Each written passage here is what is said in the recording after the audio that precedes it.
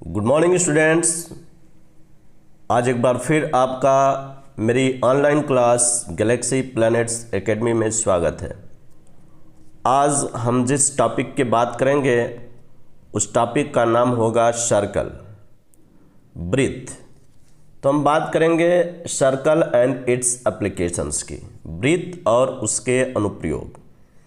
ये class 10th, 12th तथा competitions class के बच्चों के लिए सभी के लिए अति आवश्यक चैप्टर्स है। तो आज हम चर्चा करेंगे वृत्त की कि वृत्त क्या है और वृत्त के एप्लीकेशंस क्या है। तो देखेंगे हम सबसे पहले वृत्त की डिफिनेशंस। तो वृत्त एक तल में उन बिंदुओं का समूह होता है जो एक नियत बिंदु केंद्र से अचर दूरी त्रिज्या पर होते हैं। देखिए, वृत्त का डिफिनेशन ये कह रहा है कि किसी तल में उन सभी बिंदुओं का समूह जिन बिंदु से एक निश्चित बिंदु के बीच की दूरी हर जगह समान हो। आप देख सकते हैं, एक सपोज दैट एक प्लेन है, एक तल है और इस तल में तमाम बिंदु, असंख्य बिंदु हैं, ए बी सी और इस तरह से डॉटेड पॉइंट्स, तमाम ये बिंदु दिए गए हैं। आप देखेंगे कि इस बिंदु से एक निश्चित बिंदु, एक जो निश्चित बिंदु है इसको केंद्र बोलते हैं।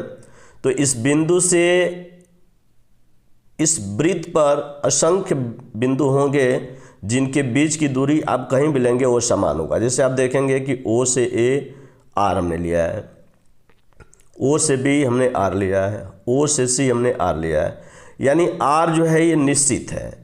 तो इस निश्चित दूरी को त्रिज्या बोलते हैं। तो O A equal to O B equal to O C equal to R, और इसे ही हम वृत्त की त्रिज्या बोलते हैं। तो जो एक निश्चित बिंदु है उसको केंद्र बोलेंगे और इस वृत्त पर कोई भी बिंदु ले लेंगे तो उस बिंदु से इस निश्चित बिंदु के बीच की दूरी त्रिज्या कहलाती है। अब हम बात करेंगे, नेक्स्ट पॉइंट हमारा है जीवा। तो जीवा क्या होता है, इसको इंग्लिश में हम बोलते हैं कॉर्ड। कॉर्ड क्या होता है? तो देखिए, कॉर्ड होता है कि वृत्त पर दो बिंदुओं को मिलाने वाली रेखा वृत्त की जीवा कहलाती है। यानी एक हमने सर्कल ले लिया, एक वृत्त ले लिया और इस वृत्त पे कोई भी दो बिंदु ले लिया, तो इन दो बिंदुओं को जो मिलाने वाली रेखा होगी, इस रेखा को, इस लंबाई को हम वृत्त की जीवा बोलेंगे।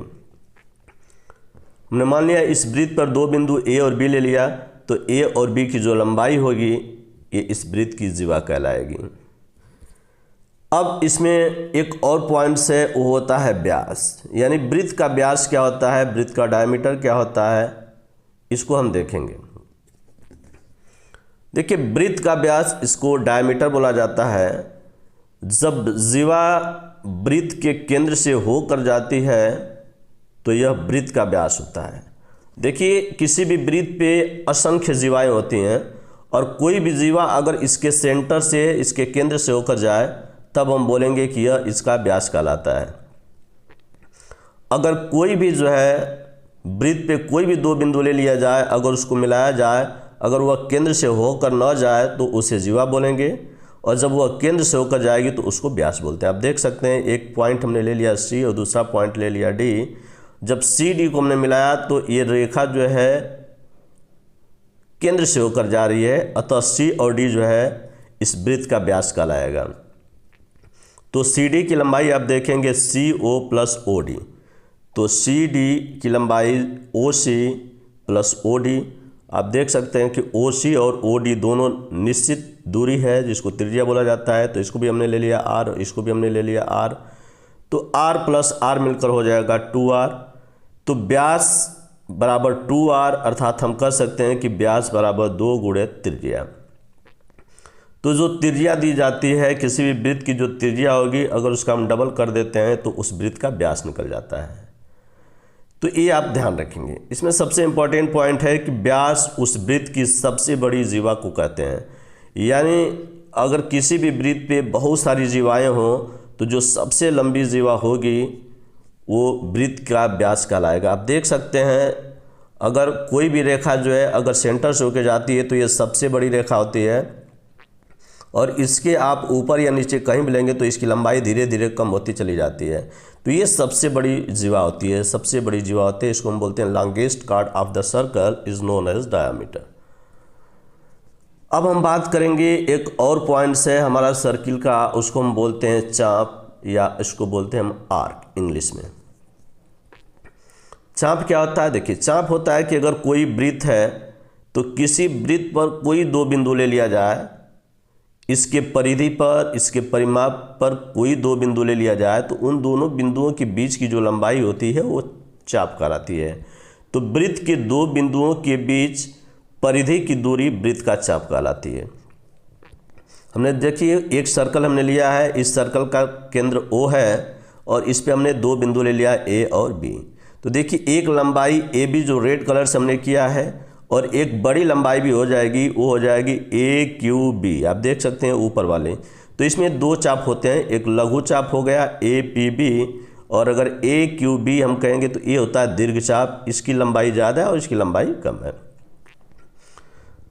तो हम इसको जो है चाप को इस तरह से डिनोट करते हैं। अगर हम बोलें कि APB तो APB के ऊपर हम एक सर्कल लगाते हैं, चाप लगाते हैं और इसको हम बोलते हैं लघु चाप।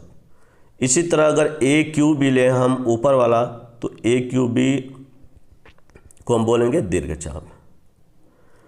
अब APB का केंद्रीय कोण अगर हम देखें, ये थीटा हमने ले लिया, तो AQB जो है सेंटर से कितना कोण बनाता है, इसको केंद्रीय कोण बोलते हैं इस चाप का। तो APB का जो केंद्रीय कोण होता है वो थीटा हमने मान लिया। तो जो ये ऊपर वाला एंगल होगा वो 360 माइनस थीटा होगा, क्योंकि आप जानते हैं कि एक पूरे सर्कल में जो है 360 अंश का कोण बनता है। तो अगर ये नीचे वाला एंगल थीटा लिया तो हमने ऊपर वाला एंगल ले लिया 360 माइनस थीटा। तो आप देख सकते हैं कि जो लघु चाप होगा APB, उसका केंद्रीय कोण अगर थीटा ले लिया हमने, तो जो AQB जो दीर्घ चाप होगा उसका केंद्रीय कोण 360 माइनस थीटा होगा। तो ये आप ध्यान रखेंगे कि लघु चाप क्या होता है और दीर्घ चाप क्या होता है। अब उसके बारे में इसके बाद जो हम देखेंगे एक और पॉइंट्स है, उसको हम बोलते हैं अर्धवृत्त या सेमी सर्कल। तो देखिए वृत्त का व्यास वृत्त को दो समान चापों में विभाजित करता है और प्रत्येक को अर्धवृत्त कहा जाता है। आप देख सकते हैं अगर ये वृत्त ले लिया और ये व्यास है, हमने सेंटर से होकर जो लाइन जाएगी इसको व्यास बोलेंगे। तो ये भी व्यास है, तो व्यास जो है इस वृत्त को दो बराबर भागों में बांट रहा है, एक ACB हो गया और ADB। इन दोनों का क्षेत्रफल बराबर होता है और इसी ACB को हम बोलते हैं अर्धवृत्त या सेमी सर्कल। तो ACB हो गया या ADB, इन दोनों को हम बोलेंगे अर्धवृत्त। और प्रत्येक अर्धवृत्त का जो केंद्रीय कोण होता है 180 अंश का होता है। आप समझ सकते हैं कि अगर इस चाप को लिया जाए तो ये चाप और ये चाप दोनों बराबर हैं और ये जो है एक लाइन पे बन रहे हैं और किसी भी लाइन पे जो है कोण 180 अंश का बनता है। तो अगर आपसे कोई पूछे कि अर्धवृत्त का केंद्रीय कोण क्या होगा, तो अर्धवृत्त का केंद्रीय कोण 180 अंश होगा। तो मेरे प्यारे स्टूडेंट्स, अब देखेंगे हम जो वृत्त का नेक्स्ट पॉइंट है वो है वृत्त का परिमाप या पेरीमीटर ऑफ अ सर्कल। इसी को वृत्त का परिमाप या इसी को वृत्त की परिधि बोलते हैं, हम सर्कमफ्रेंस बोलते हैं। तो वृत्त का परिमाप क्या होता है? एक चक्कर में वृत्त की दूरी या वृत्त की लंबाई वृत्त की परिधि या परिमाप कहलाती है। आप ध्यान रखेंगे ये वृत्त है और एक वृत्त पूरा एक चक्कर लगाता है, तो इसी की लंबाई जो किनारे किनारे जो सर्कल बना रहा है, इसकी अगर लंबाई टोटल हम काउंट कर लें, इस टोटल लंबाई को अगर हम नाप लें तो यह लंबाई ही वृत्त का परिमाप या वृत्त की परिधि कहलाती है। तो अगर हमको किसी भी वृत्त का परिमाप निकालना है तो सबसे पहले हम इस वृत्त का परिमाप नाप लेंगे। ध्यान रखेंगे वृत्त की परिधि और व्यास का व्यास जो है हमेशा कांस्टेंट होता है और इसका मान पाई के बराबर होता है और पाई का मान जो है आपको पता है 3.14 के बराबर होता है। तो कोई भी आप वृत्त ले लीजिए, अगर उस वृत्त की परिधि की लंबाई और इसकी इस व्यास की लंबाई को का डिवाइड कर दिया जाए तो इसका मान हमेशा जो है 3.14 यानी एक कांस्टेंट वैल्यू पाई के बराबर होता है। तो आप क्रॉस मल्टीप्लाई करेंगे तो परिधि बराबर हो जाएगा पाई मल्टीप्लाई व्यास, और व्यास बराबर आप जानते हैं कि त्रिज्या का डबल होता है, यानी इस आर को और इस आर को मिला देंगे तो आर प्लस आर मिलकर के ये व्यास हो जाता है। तो यहाँ पे हम 2r लिख देंगे, यानी परिधि का सूत्र निकल जाता है 2 पाई r। तो कभी भी अगर किसी वृत्त की त्रिज्या दी हो और उस वृत्त की परिधि यानी इस वृत्त का परिमाप या वृत्त की लंबाई अगर आपको निकालना है तो आप 2 पाई r करेंगे तो आसानी से उस वृत्त की परिधि निकल जाएगी। अब हम बात करेंगे अर्धवृत्त का परिमाप या परिधि क्या होता है। तो देखिए अर्धवृत्त क्या होता है। अर्धवृत्त का मतलब ही होता है, नाम से जो है इसको हम लोग बोलते हैं सेमी सर्कल। अर्धवृत्त का तात्पर्य होता है सेमी सर्कल। आप देख सकते हैं अगर ये टोटल हमने एक वृत्त लिया है तो वृत्त का व्यास जो है वृत्त को 2 बराबर भागों में बांटता है। तो हमने मान लिया इसका ऊपरा वाला हिस्सा हमने ले लिया ACBO, तो ये जो लंबाई जो हो जाएगी इसी को हम बोलते हैं अर्धवृत्त। या अगर आपको निकालना अर्धवृत्त का परिमाप तो हम सबसे पहले इस ऊपर वाली की लंबाई को लेंगे प्लस r इन सबको जोड़ देंगे तो ये हमारा निकल जाएगा अर्धवृत्त का परिमाप। तो अर्धवृत्त का परिमाप आप जानते हैं कि टोटल वृत्त का परिमाप 2 पाई r होता है। तो जब आधा लंबाई हम लेंगे तो 2 पाई r का आधा पाई r हो जाएगा, क्योंकि टोटल एक वृत्त का परिमाप 2 पाई r होता है। चूँकि हम आधा लंबाई ऊपर वाली लंबाई ले रहे हैं, इस नीचे वाली लंबाई को नहीं ले रहे हैं, तो ये ऊपर वाली लंबाई हो जाएगा पाई r और प्लस r मिलकर जो हो जाएगा 2r। तो इन दोनों में r अगर आप कॉमन ले लेते हैं तो ये हो जाएगा पाई प्लस 2। तो अर्धवृत्त का परिमाप निकालना होगा तो कभी भी आपको तो पाई प्लस 2 में r का मल्टीप्लाई कर देंगे तो आपको अर्धवृत्त का परिमाप निकल जाएगा। अब हम बात करेंगे वृत्त के चतुर्थांश की परिधि। देखिए चतुर्थांश का मतलब होता है कि वृत्त का चौथाई हिस्सा। अर्धवृत्त का मतलब होता है वृत्त का आधा हिस्सा, किंतु चतुर्थांश का मतलब होता है कि इसका चौथाई हिस्सा। आप देख सकते हैं अगर ये टोटल वृत्त ले लिया हमने तो वृत्त का ये हिस्सा जो है इतना हिस्सा अगर हम ले लें तो ये हम बोलेंगे वृत्त का चतुर्थांश। जैसे OCB, तो OCB इतना हिस्सा हमारा जो है चौथाई हिस्सा होगा वृत्त का। अगर आपसे परिमाप पूछता है या इसकी परिधि पूछता है तो आप देखेंगे कि सबसे पहले आप इसकी लंबाई को लेंगे प्लस r। अगर इसकी त्रिज्या r है और इसकी भी त्रिज्या r है तो इसकी लंबाई और प्लस r कर देंगे तो हमारा निकल जाएगा चतुर्थांश की परिधि।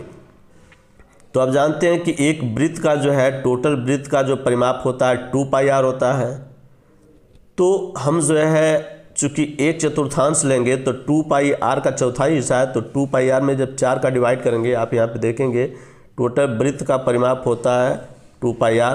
देखिए इसका हमको चौथाई हिस्सा लेना है, तो जब चौथाई हिस्सा लेंगे तो इसकी वैल्यू हो जाएगा पाई r डिवाइड 2 2 जा 4, तो यहाँ पे 2 हो जाएगा। तो आप देखेंगे पाई r बाई 2 प्लस r जोड़ देंगे तो हो जाएगा 2r। तो पाई r बाई 2 प्लस 2r जब कर देंगे तो हमारा चतुर्थांश का परिधि या चतुर्थांश का परिमाप निकल जाएगा।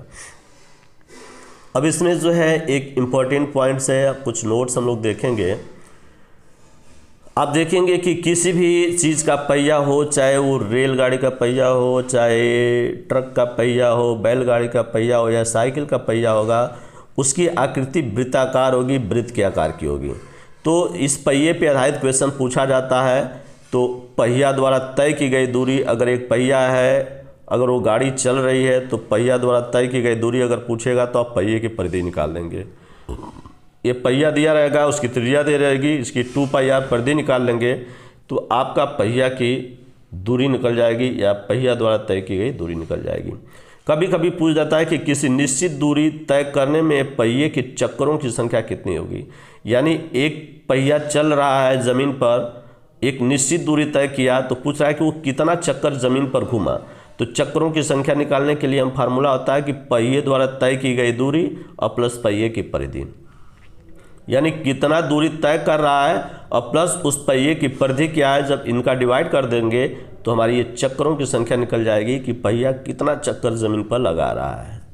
उसके बाद एक लास्ट पॉइंट इसमें देखेंगे, नेक्स्ट पॉइंट, वो है वृत्त का क्षेत्रफल। आप देख सकते हैं अगर ये वृत्त है तो वृत्त कितना एरिया कवर करता है। अगर इसका एरिया निकालना है तो फार्मूला होता है एरिया का पाई r², जहाँ r इस वृत्त की त्रिज्या है। तो अगर वृत्त की त्रिज्या दिया हो तो पाई आर स्क्वायर के फार्मूले से हम इस वृत्त का टोटल क्षेत्रफल निकाल सकते हैं कि उस वृत्त का क्षेत्रफल क्या होगा। अब हम देखेंगे वृत्ताकार वलय का क्षेत्रफल। देखिए वृत्ताकार वलय क्या होता है, आप देख सकते हैं एक वृत्त है, ये एक बड़ा वृत्त है और एक छोटा वृत्त है। तो इन दोनों वृत्तों का केंद्र एक है, इसको बोलते हैं कोसेंट्रिक, यानी एक ही केंद्र पे दो वृत्त अगर खींचे जाएं तो इन दोनों वृत्तों के बीच की जो दूरी होती है इसका क्षेत्रफल जो है वलय का क्षेत्रफल कहलाता है या वलय कहलाता है। आप देख सकते हैं इसके बीच ये पूरा गैप है और ये ठोस आकृति है, इस आकृति को ही जो है वृत्ताकार वलय का क्षेत्रफल बोला जाता है या वृत्ताकार वलय कहा जाता है। तो कोई भी वलय दिया हो, अगर आपसे पूछ रहा है कि इसका क्षेत्रफल बताइए, तो आपको करना क्या है कि सबसे पहले जो बाहर वाला वृत्त होगा, जो बड़ा वृत्त होगा उसका क्षेत्रफल निकालेंगे और जो अंदर वाला वृत्त होगा, जो छोटा वृत्त होगा उसका क्षेत्रफल निकालेंगे और उसके बाद जो है बड़े वृत्त के क्षेत्रफल में से छोटे वृत्त का क्षेत्रफल जब माइनस कर देंगे तो हमारा निकल जाएगा वलय का क्षेत्रफल। तो यही वलय होता है। आप देख सकते हैं तमाम ऐसे लोहे की आकृतियाँ आपको मिल जाती है जिसमें बीच में खोखला होता है और बाकी ये दो वृत्ताकार आकृति होती है, एक बड़ा वृत्त बाहर वाला होता है और एक अंदर वाला होता है।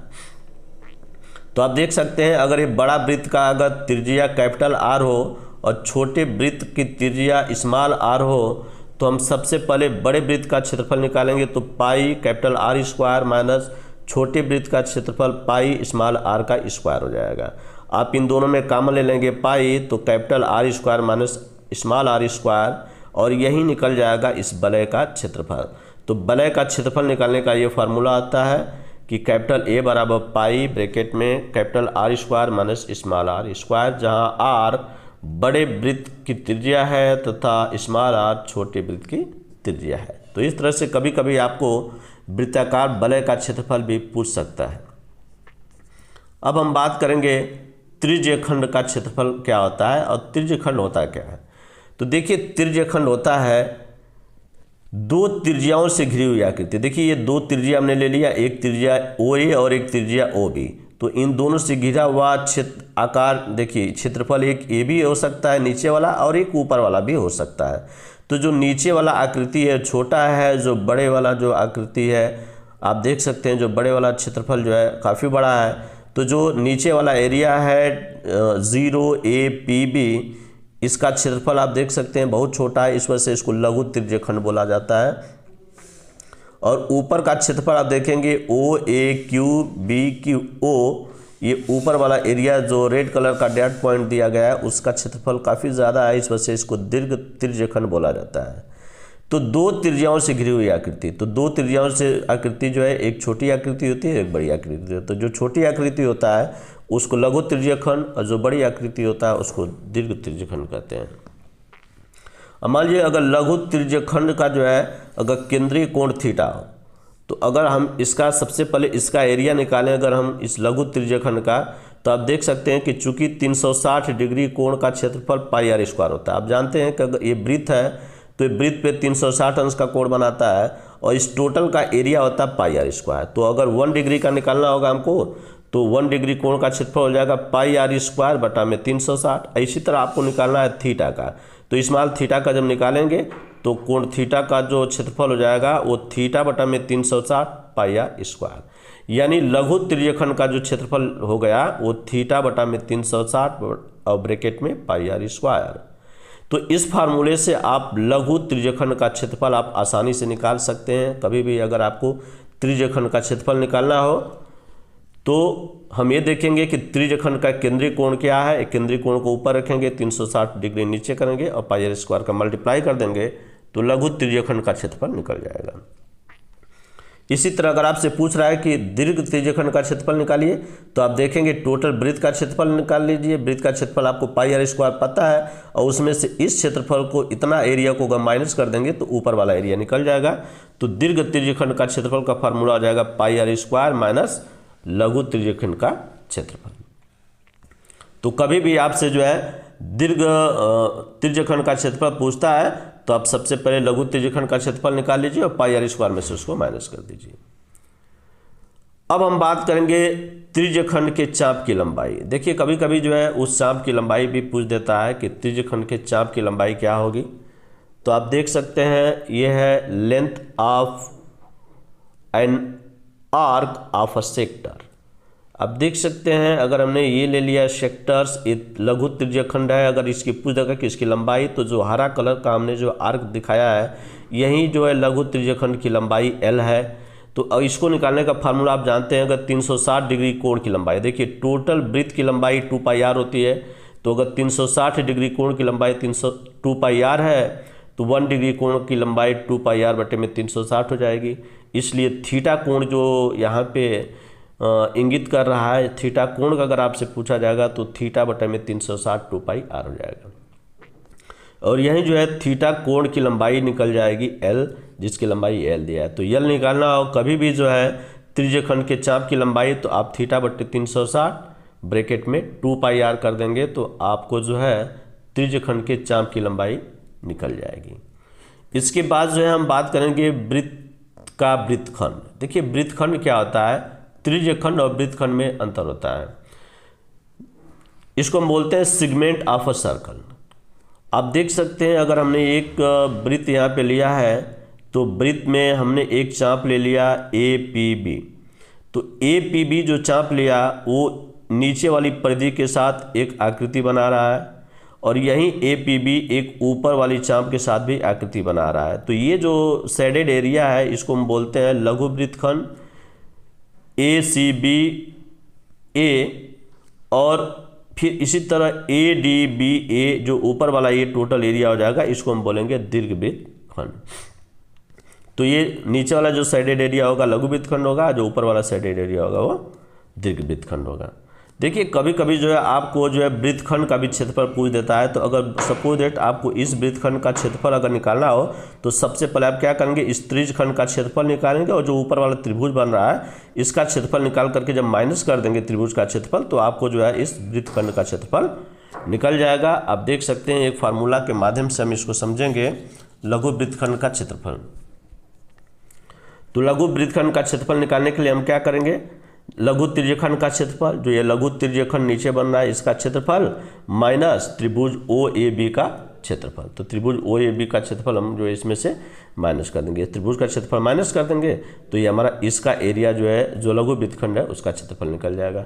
फिर आपको दीर्घ वृत्तखंड का क्षेत्रफल, अगर इसको ऊपर वाला का क्षेत्रफल पूछ रहा है तो आप क्या करेंगे, टोटल देखिए टोटल वृत्त का क्षेत्रफल होता है πr²।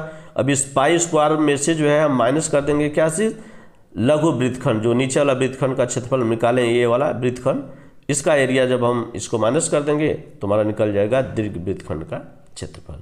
तो इस फार्मूले से हम जो है चाहे लघु वृत्तखंड का क्षेत्रफल निकालना हो चाहे दीर्घ वृत्तखंड का क्षेत्रफल निकालना हो, हम आसानी से जो है निकाल लेंगे।